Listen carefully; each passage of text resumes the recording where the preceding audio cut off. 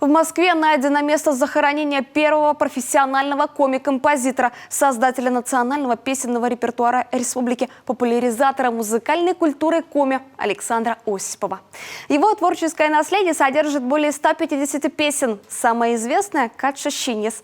В 60-е годы уроженец села Старожевск Краткеровского района переехал в Москву. Закончил аспирантуру консерватории, защитил диссертацию, стал кандидатом искусствоведения. Долгое время не было известно, где находится могила Александра Осипова. В год столетия со дня рождения композитора его землячка Светлана Микушева занялась поисками. О результатах исследовательской работы знает Павел Королев.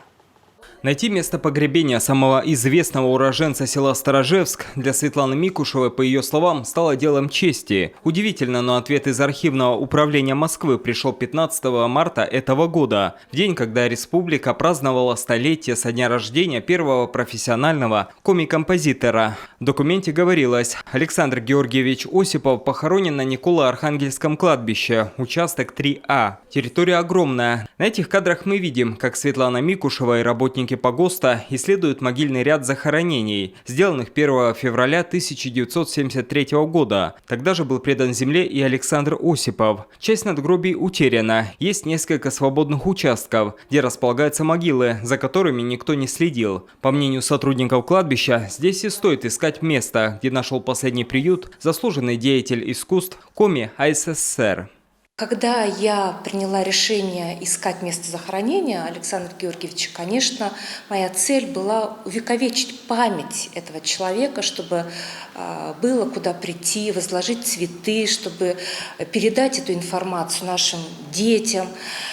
И поэтому, когда я получила информацию о том, что мы его нашли, место захоронения, да, не конкретно могилу, где установлен надгробие с его фамилией, а нашли участок на Николо-Архангельском кладбище, я считаю, что силами республики, да, силами, может быть, обращения родственников и всех заинтересованных лиц мы должны обратиться за разрешением установить, возможно, где-то на территории кладбища памятный знак о том, что на этом кладбище похоронен заслуженный деятель искусства коми республики Осипов Александр Георгиевич.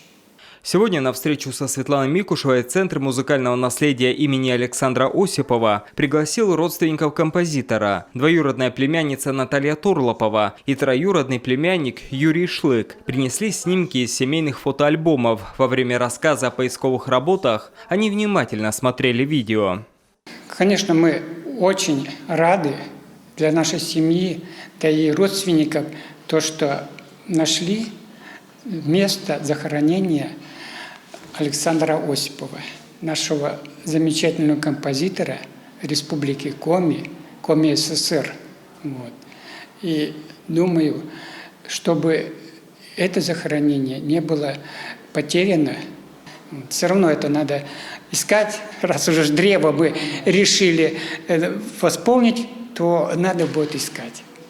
По словам Юрия Михайловича, сейчас им стоит объединиться с родственниками, которые живут в разных уголках страны, чтобы понять, как действовать дальше. Скорее всего, понадобится помощь республики и поисковых отрядов. А пока близкие Александра Осипова собираются привезти на родину коми-композитора горсть земли с места его упокоения на Николо-Архангельском кладбище Москвы. Павел Королев, Елена Красильникова, Владислав Кульчицкий, телеканал Юрган.